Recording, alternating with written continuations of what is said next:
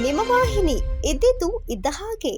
ಹಳೆ ವೈಷಮ್ಯದ ಹಿನ್ನೆಲೆಯಲ್ಲಿ ಚಬ್ಬನಹಳ್ಳಿ ಗ್ರಾಮದ ಪ್ರಕಾಶ್ ಮತ್ತು ಸ್ನೇಹಿತನ ಜೊತೆಗೂಡಿ ಚರಣ ಎಂಬ ವ್ಯಕ್ತಿಯ ಮೇಲೆ ಕಬ್ಬಿಣದ ಮೂಲಕ ಹಲ್ಲೆ ನಡೆಸಿದ್ದು, ಸ್ಥಳದಲ್ಲಿ ತೀವ್ರ ರಕ್ತಸ್ರಾವದಿಂದ ಬಳಲಿದ ಚರಣ್ ರವರು ಬಿಜಿ ನಗರದ ಆದಿಚುಂಚನಗಿರಿ ಆಸ್ಪತ್ರೆಗೆ ದಾಖಲಾಗಿದ್ದಾರೆ.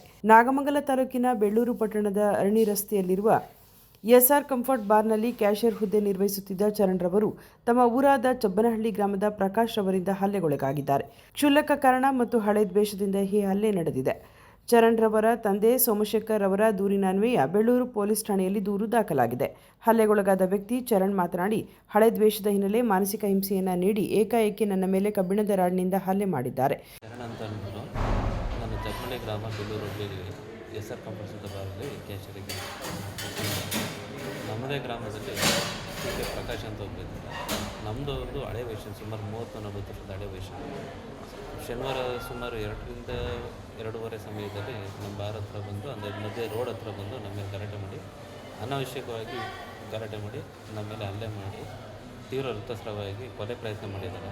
ದಯಮಾಡಿ ಇದ್ರ ಬಗ್ಗೆ ಸೂಕ್ತ ಕ್ರಮ ಕೈಗೊಳ್ಳಿ ವಿನಂತಿಸಿ. ಮತ್ತು ನನ್ನ ತಂದೆ ಮತ್ತು ನನ್ನ ಕುಟುಂಬಕ್ಕೆ ಪ್ರಾಣ ಬೆದರಿಕೆಯನ್ನು ಹಾಕಿದ್ದು ಪೊಲೀಸ್ ಇಲಾಖೆ ನನಗೆ ರಕ್ಷಣೆ ನೀಡಬೇಕೆಂದು ಮನವಿ ಮಾಡಿಕೊಂಡಿದ್ದಾರೆ. ರೀತಿ ಇತ್ತು ಅವ್ರದ್ದು. ಬಟ್ ವಿಚಾರ ಏನಪ್ಪ ಅಂದರೆ, ಅವ್ರದ್ದು ನಮ್ಮ ಬಾರ್ ಎದುರುಗಡೆ ಅವ್ರದ್ದು ಜಾಗ ಇದೆ, ಅದ್ರ ಮುಂದೆ ಪಾರ್ಕಿಂಗ್ಗೆ ಅಂತ ಸಮಸ್ಯೆ ಮಾಡಿದ್ದು. ಬೇರೆ ಜನಗಳು ಬಂದು ಪಾರ್ಕ್ ಮಾಡ್ತಾರೆ ಅಂತ ಹೇಳೋ ವಿಚಾರಕ್ಕೆ ನಮ್ಮ ಗಲಾಟೆ ಮಾಡಿದ್ರು. ಅವರನ್ನೇ ನಡೆದಿದ್ದು ವಿಚಾರ. ಬಟ್ ಚಪ್ಪಳ್ಳಿಯಲ್ಲಿ ಮೊದಲೆಲ್ಲ ಸುಮ್ಮನೆ ಮಾತು ಬೆಳೀತಿತ್ತು, ವೈಯಕ್ತಿಕವಾಗಿ ಯಾವುದೂ ಆಗಿಲ್ಲ. ಇದೇ ಫಸ್ಟ್ ಟೈಮ್ ನನ್ನ ಮೇಲೆ ಕೊಲೆ ಪ್ರಯತ್ನ ಮಾಡಿದ್ದಾರೆ.